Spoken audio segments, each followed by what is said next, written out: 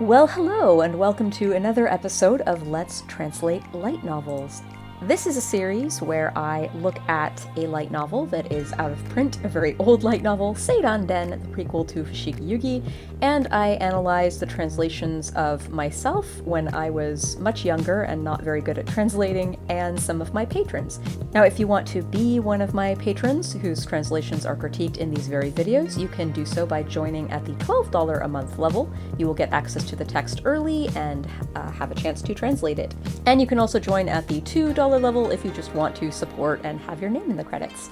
Alright, check out the video description for disclaimers and information on who translated in this video, and let's just hop into it. So we have a line of dialogue. 出て行け! 汚らわしい偉人ども. Wow, we're starting this video off with just this really horrible insult. Let's continue after the line of dialogue. 少年たちは地面の小石を投げつけ始めた。アユルはタリアに覆いかぶさるようにして必死に耐えた。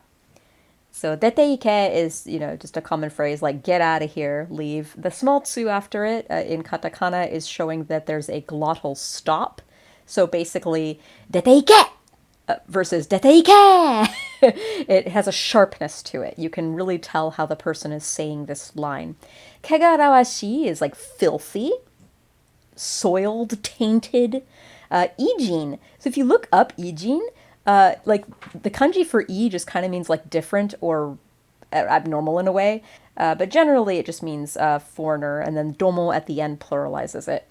Shonen tachi, the boys. Jimen no koishi. So jimen, the earth's surface, so the ground. Koishi, little rock. Nagetsuke hajimeta. So began to throw little rocks off of the ground. Doesn't say where they're throwing them, but they're throwing them at Taria and Ayuru. Ayuru wa Taria ni oi kabusaru. So oi kabusaru, like to cover somebody or something, basically. Like, kaburu, that kanji, to put on a hat or something. It's the same thing.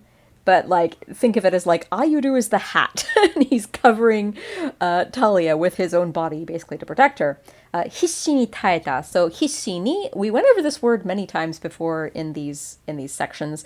I do encounter this a lot in narrative text. So you can think of it default desperately, fiercely, with all his might. Taeta, taeru, is to withstand or to endure something. So, what is he taeruing? He is taeruing the rocks being thrown at him, basically. So, Ayuru jumped, leapt on top of Taria, covering her protectively, and, gritting his teeth as the rocks hit him, basically. So let's see how Patron A translated that. Get out of here, you filthy foreigners, the boys yelled, and started to throw pebbles at them. This and is a little weird. Usually it would be yelled, starting to throw pebbles at them. But it's not wrong. And Ayuru shielded. Oh, shielded is great for oi kabusaru. Talia and took the brunt of the stones. I dig it. We're kind of missing this hisshi ni taeta. It's painting a picture in my mind of Ayuru, shielding her and, gritting his teeth, fiercely, with all his might, enduring just the pebbles, the rocks hitting him. Took the brunt of the stones doesn't exactly paint that picture as much of Ayuru. I can see it when I see hisshi ni taeta. I can really picture Ayuru in my mind, gritting his teeth and maybe sweating and, grunting as the stones hit him, and it hurts. Patron B. Get out, freaks! Ooh, I like freaks. The boys began to throw pebbles at Talia. And yeah, it doesn't specify in the text, who specifically they are throwing the pebbles at. I think they're just throwing them at both of them, just in general. But at Talia is fine, because of what happens next. Yeah, people like you are a disgrace to Kuto. Where does this line come from? Well, the very next line of dialogue. We'll revisit this line when we come to the next line of dialogue, and then it will make sense. This line of dialogue was not just shoehorned in. It actually happens in the novel. Anyway, next sentence. Ayuru tried to shield her and braced through the pain. Braced himself? through the pain, or grit his teeth through the pain. Braced through the pain is a little weird. Ayuru tried to shield her. I guess from the yonishite. This yonishite isn't... Yeah, it kind of is tried to. Tried to just kind of makes your writing sound a little weak. It can. So, like, just anytime you use words like started to or tried to, even if it was that way in the Japanese, just kind of pay extra close attention to that and make sure that it's okay. Because sometimes it can make your writing sound a little weak. In this case, I don't know that it does, because, like, you know, who knows how good a job he's doing shielding Talia. Small Sarah translated this as, "Get out of here, dirty foreigners." The boys began throwing stones off the ground. Began throwing. All right. Ayuru shielded Taria from them with all his might. I like this, with all his might, for Hishini. I think that just, it's simple and it paints a pretty good picture. Wow, I think for the first time in a while, I might actually like Small Sarah's translation the best. Usually I don't, for those of you who have not seen the earlier videos in this series. Anyway, next line of dialogue. "Ei!" Again with a small tsu. I think a lot of the lines of dialogue in this section, in this video, are gonna like end with small tsus in katakana. So this just really shows that everyone is barking things really sharply. "Omae tachi nanka kutou no haji da!" And then another small tsu. So A is often a... We actually encountered this a few videos back when Talia was throwing stones into the lake. It's just basically something you yell when you're throwing something, usually. Not always, but usually. It's like the kind of, yeah! It's like that kind of grunt that you'll make when you're throwing something. "Omae tachi nanka," people like you. And it's very scornful, because omae is sort of a rude way of saying you. It's rude in this case because these boys are not, like, friends or family with Ayuru and Talia. They should not be using familiar pronoun like omae. And then the nanka also just makes it like, you guys. It's a scoffing sort of thing. "Kutou no haji," so haji is like a shame. So it's like, yeah, you freaks are a disgrace to Kutou, is basically what they're saying here. Patron A translated that as titch. It's a tisking sound effect. "Heen scum like you are Kutou's biggest disgrace," the boys continued. I don't know about the boys continued. I think that kind of ruins it. I think just leave the tag off altogether in this case, and it would have really hit. Because I really like "heen scum like you" are Kutou's biggest disgrace. I like the scum. It's not that much of an extrapolation. Like, it comes from omae and nanka. These are very, like, scornful things. So Patron B had this line of dialogue within the last section. Yeah, people like you are a disgrace to Kutou. That's fine. It doesn't hit quite as hard as "heen scum like you" are Kutou's biggest disgrace. But it's still correct. And then Small Sarah translated that as, yeah, you guys are Kutou's shame. That just, I don't know, it just sounds weird. It's a little stilted. Or just Kutou's shame. Yeah, this Kutou's shame thing is kind of weird. Note how it's correct. Kutou no haji is literally Kutou's shame.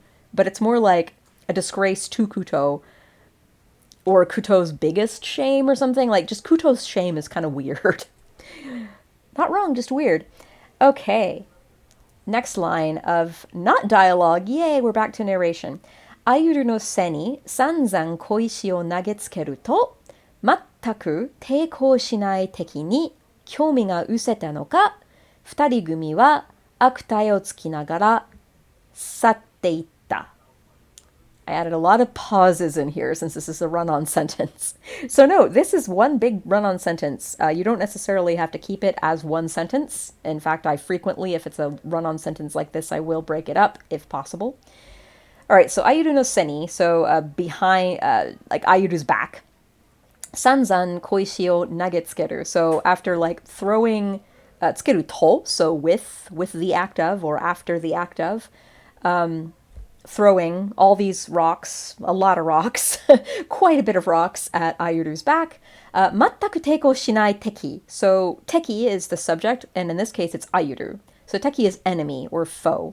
Mattaku teikou shinai is not putting up any resistance at all. So their enemy, comma, who is not, or M dash, who is not putting up any resistance at all, comma, Kyomi ga useta no ka? So perhaps they lost interest. Kyomi is interest, useta, lost.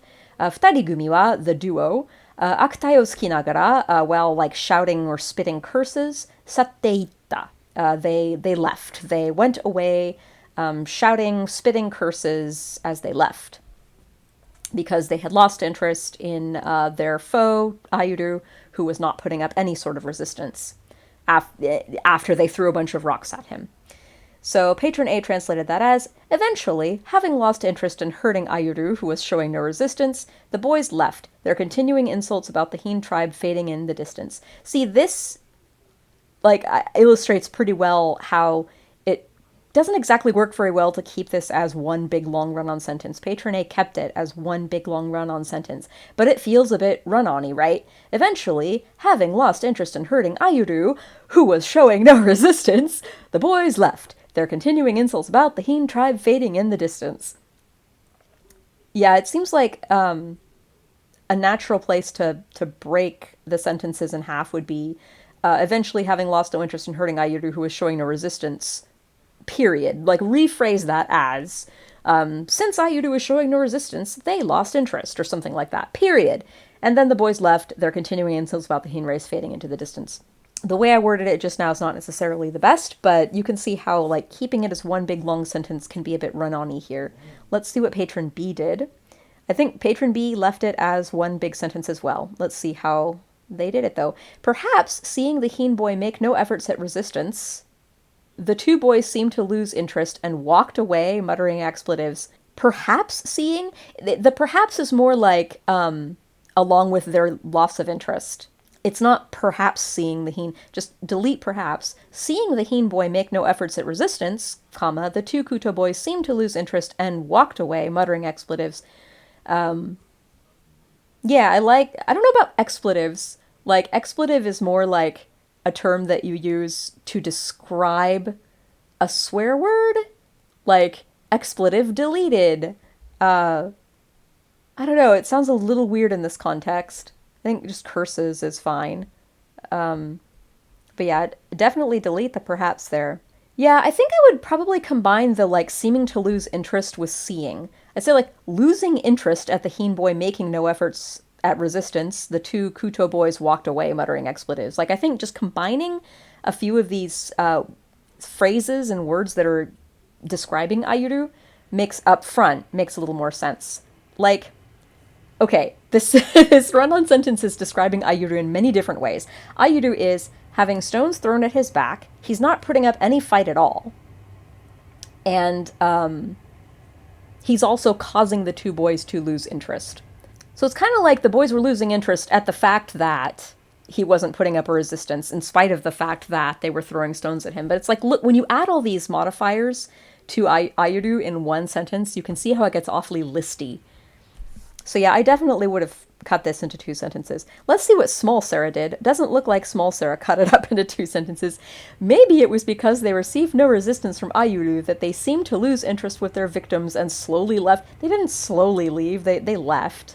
And I completely got rid of the muttering curses. Yeah, nobody really translated this one very well. It's hard, though, because it's such a big run-on sentence. Another thing about run-on sentences is Japanese is often overly descriptive. Sometimes, like, you can just take out one of the things that are describing Ayuru. Like, we already established earlier that the throwing a lot of rocks at him, maybe you could just cut out the throwing a lot of rocks at him part. Just start with mattaku teiko shinai teki ni kyomi ga useta no ka, futari gumi wa akutai o tsuki nagara satte itta.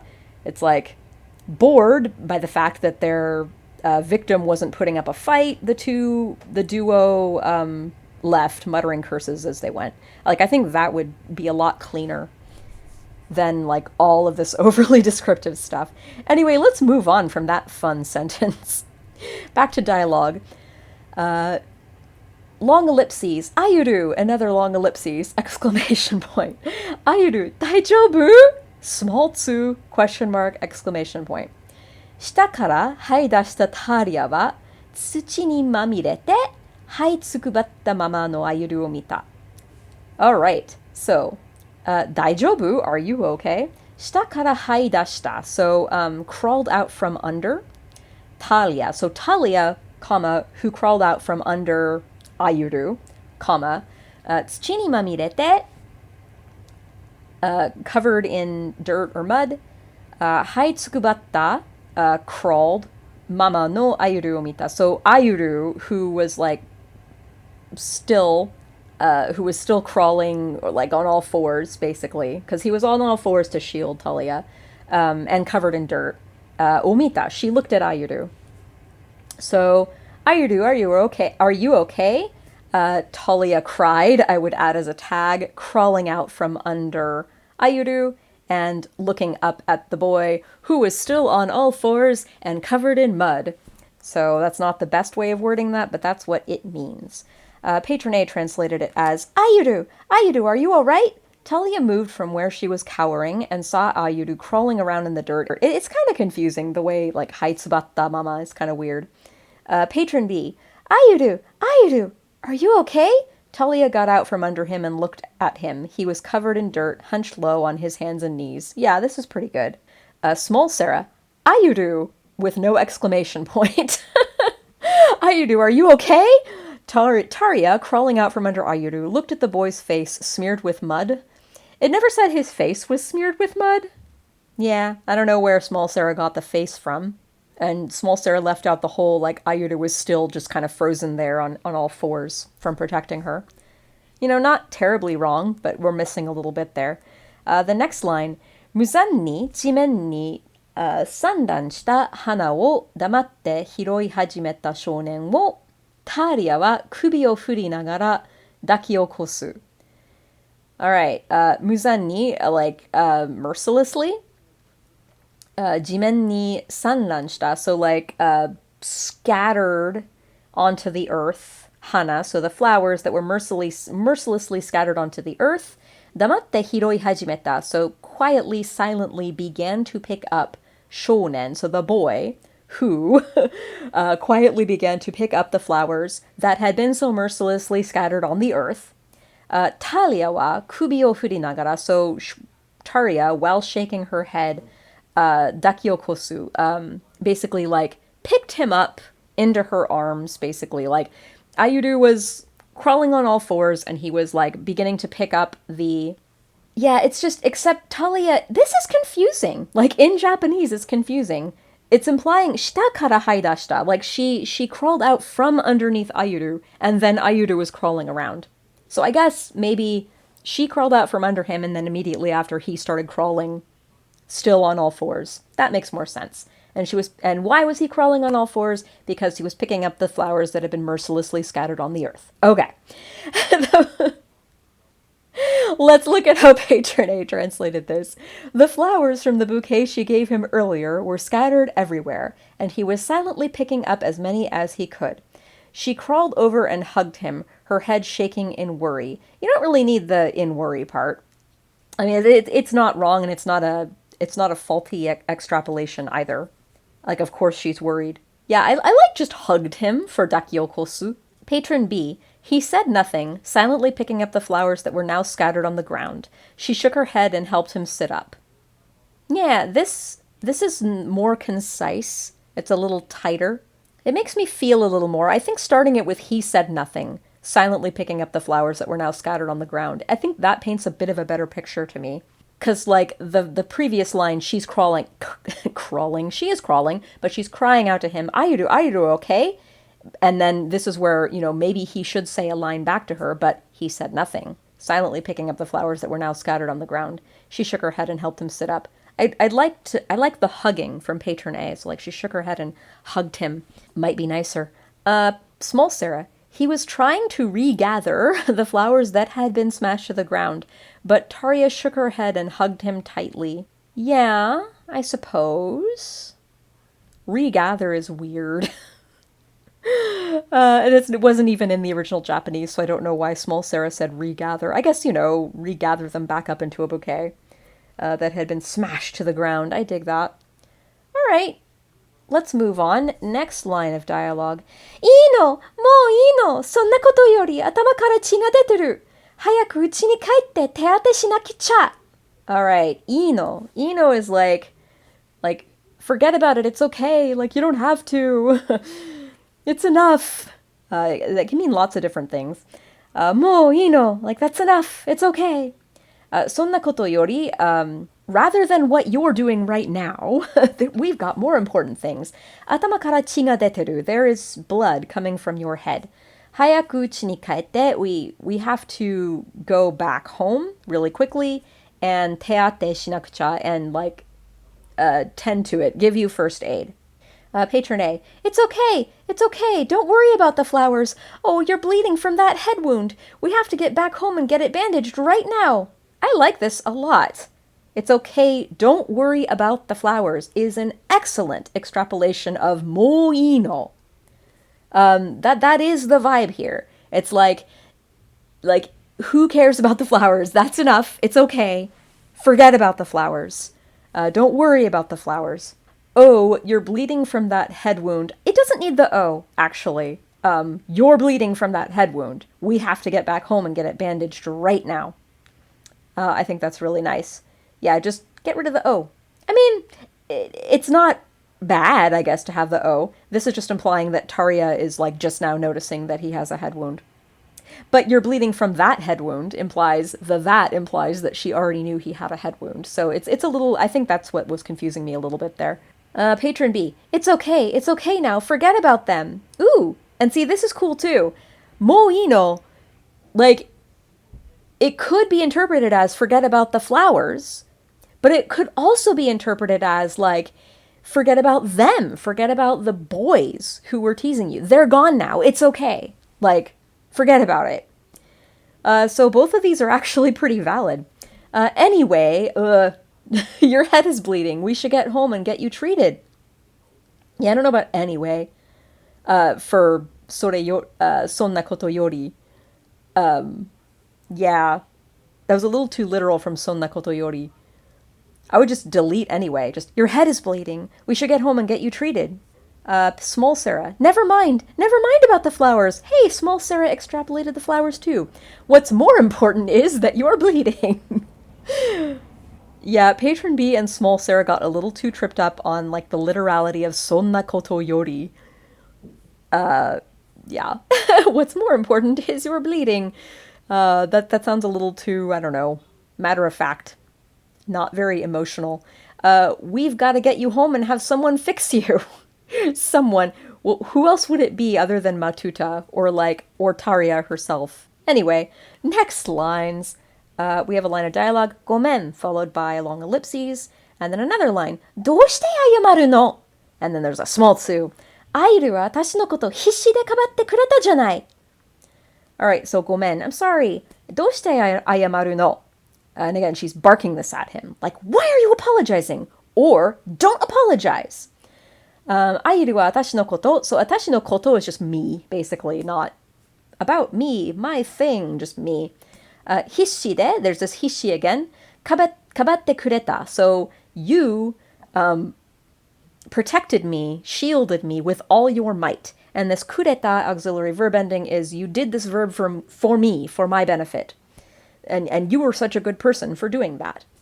So it's like, don't you dare apologize, Ayuru. You, like, risked your life to protect me, or you shielded me with all your might. But I think, you risked your life to protect me, I think would be a pretty good extrapolation there. All right, Patron A. I'm sorry, Ayuru said meekly. I don't mind the tag. What are you apologizing for? Ayuru, you just risked your life protecting me. So note what Patron A did with the punctuation here. What are you apologizing for? Patron A changed it into just a soft question mark, even though in the Japanese she was barking that. And then the second sentence, Ayuru, you just risked your life protecting me. That had an exclamation point, whereas in the original Japanese, it was an ellipses. So Patron A kind of like swapped the emotions of each of these sentences. In the Japanese, what are you apologizing for? Tarya was angry and barking that. And then you risked your life protecting me was more like, you risked your life protecting me. Whereas Patron A made it, what are you apologizing for? Ayuru, you just risked your life protecting me. So see how it kind of changed the emphasis on the parts of her line? That's not necessarily a bad thing. Like, if you feel as a translator like it would have more impact to emphasize certain parts of the line of dialogue, you can definitely do that. I, however, think that it works a little bit better to have her be angry on the "what are you apologizing for?" And again, I would just change that to "don't apologize" or "don't you dare apologize," because she's very angry here. There's that smoltsu, she's snapping at him. And she's kind of more like, "Ayuru, you risked your life protecting me." She's getting kind of like, "You could have died," or like, "Whoa." She's kind of taking a beat here, as the ellipses is showing. So again, it's not like wrong, this changing of the punctuation, but see what it does to the scene and to her. Patron B, "Sorry," Ayuru said, looking at his feet. Again, completely added tag there. Not entirely unwarranted, though. "What for? You did your best to protect me, didn't you?" So this janai at the end of Taria's thing, she's not asking a question. It's like, "Hisshi de kabatte kureta janai." This kind of janai at the end is like, come on! You and I both know you did your best to protect me. It's not a question. And note what Patron B is doing with the punctuation. All of the anger and the barking at him is gone, with just plain question marks and ellipses.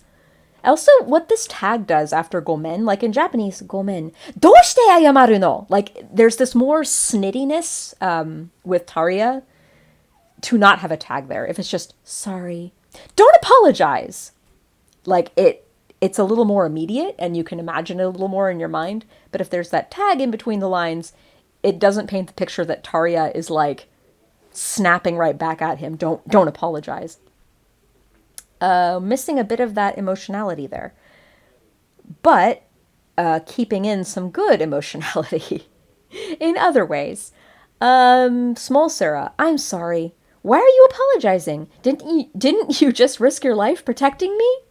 Again, it's not a question. The second one is not a question. The first one is kind of also not a question either, honestly. Yeah, the Taria's emotionality is a little off on all of our translations, but it's still correct words. The next lines of dialogue, we have ... Ayuru wa chisaku atama o futta. And then another one, ... boku wa ... boku wa ... ikuji nashi da ... So this is all Ayuru. So Ayuru has an ellipsis where he says nothing, and then Ayuru wa chisaku atama o futta. Ayuru smallly, meekly, I think would be a good adjective for this. Not adjectives, adverb. Shook his head, atama o futta. Boku wa, so boku, he uses boku pronouns, where they're a softer masculine pronoun. Ikuji nashi da. So ikuji nashi is like a coward, basically. And Patron B made a note here. I'm just gonna say Patron B's note now because it's valid. "I know that the last line is important, and I wasn't sure what best word to use was. I'm a coward, I'm weak, I can't do anything." And this is a good point. So if any of these patrons had access to the entire light novel, they could have read ahead and seen how this ikuji nashi, fills in. And indeed, in the next episode of this, we will see how ikuji nashi is applied to the rest of this. But the patrons don't get that much text in advance, so none of these patrons knew what came right after this. So yeah, like, maybe in hindsight, when they get the later text, they will think, "Oh, I wish I'd translated this a different way." For now, shoganai. We don't, it can't be helped. So for now, I'm a coward is fine, or I'm a wimp, or I'm weak, or whatever. All right, so Patron A translated that as, "He gave a faint shake of his head." I like that for chisaku, a faint shake of his head. I'm such a wimp. Patron B, Ayuru gave the tiniest shake of his head. I like that. I'm a coward. And Small Sarah, Ayuru shook his head firmly. "I'm just a weak boy." I'm just a weak boy. The boy is kind of weird. I wonder if Small Sarah was trying to be like, "I'm too weak for a boy," maybe. Maybe Small Sarah was reading that into it. Dunno. But yeah, it's a little weird. "I'm just a weak boy." Like, I'm just too weak, or I'm just a coward. I'm such a wimp.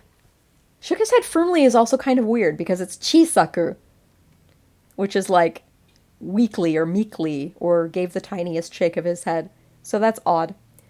Nice try, small Sarah. Alright, that is the end of September's episodes of Let's Translate Light Novels. We will be back in October with 2 more episodes. So again, if you want to join this little adventure and be one of the patrons that translates, it's not too late. You can join my Patreon at the $12 level and get October's text and have a week, probably, to translate it, unless you're watching this video well after the fact, in which case none of this applies to you, obviously. And at this point, I'd like to thank my patrons, both the patrons who participated in the translations of this video and the patrons who contributed financially. And I'd like to give a special thanks to Greg, Lay, Henry Rooming, and DataFox. See you next time!